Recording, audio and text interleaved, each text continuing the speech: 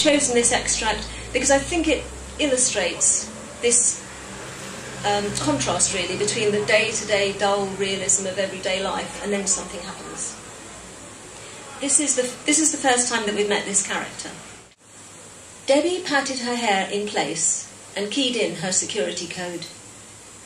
She double-locked the front door and felt a fleeting panic as the burglar alarm beeped.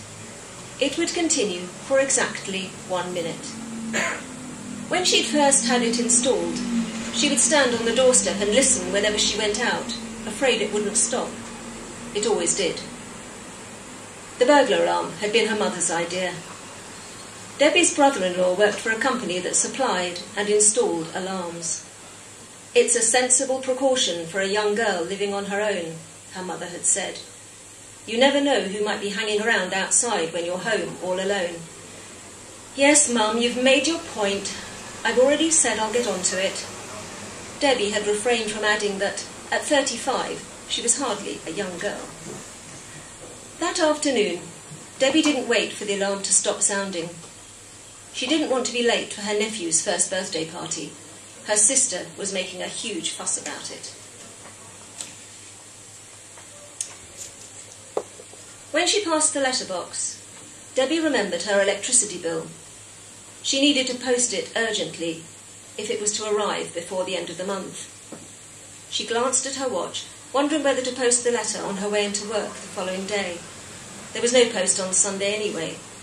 But if she forgot again on Monday, the cheque would arrive late, and if she hurried, she could easily run back for it and still arrive at Jennifer's on time for high tea at 6 o'clock. Swearing under her breath, she scuttled back home, flung her umbrella on the doorstep and unlocked the front door.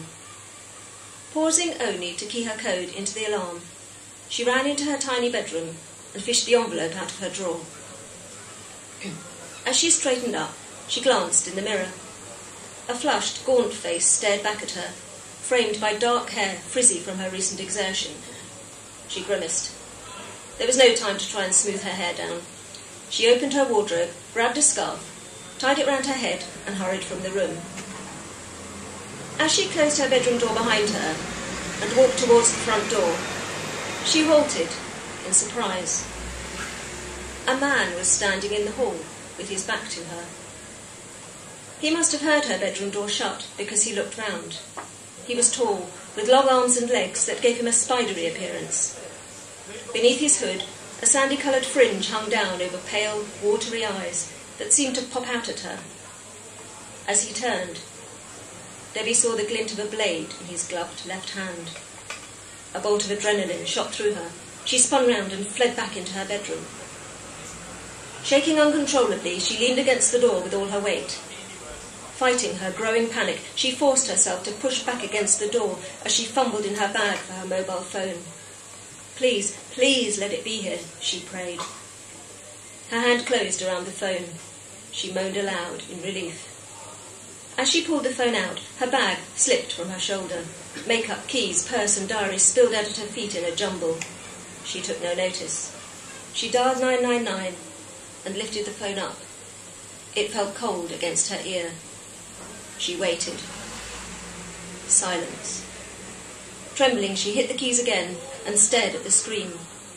Her battery was dead.